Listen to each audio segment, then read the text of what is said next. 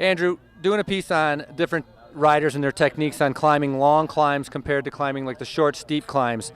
How do you tackle the longer climbs with your RPMs, looking at your watts, out of the saddle?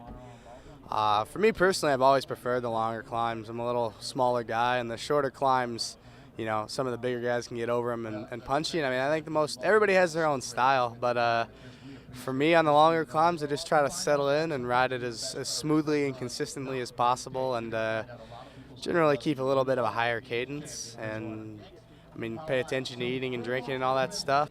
Well, I think on a day with long climbs like today, it's pretty important to really pay attention to your gear selection.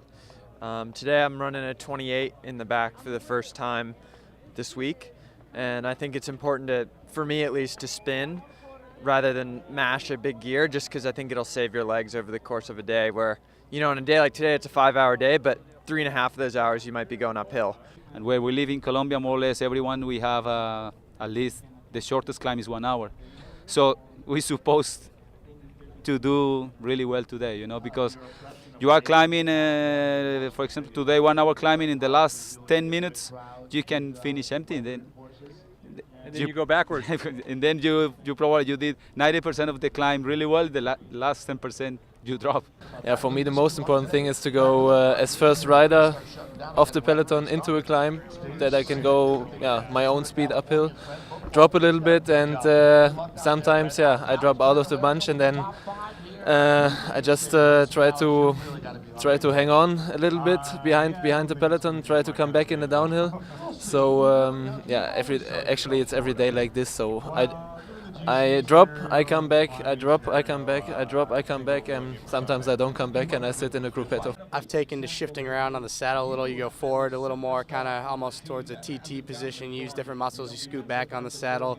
You engage different muscles. So and then you stand. So you really have 3 different muscle groups you can use on a climb, and it kind of keeps everything fresh rather than staying in one position. And shorter climbs, I mean, when you're just going full gas, generally you're standing.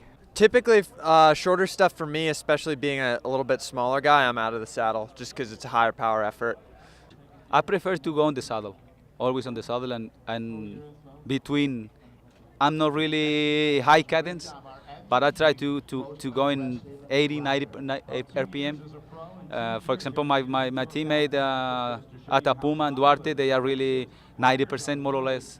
They don't use high slow cadence like the first Colombian. They always use high big gears. They try to use more slow gears. I think the most important thing is to find your own rhythm. Doesn't matter how fast it is, but if you try to fight on a long climb for a wheel to stay in there, and then it's possible that you just explode there, and then you go even slower. So I just try to sit on my bike and go for my own speed.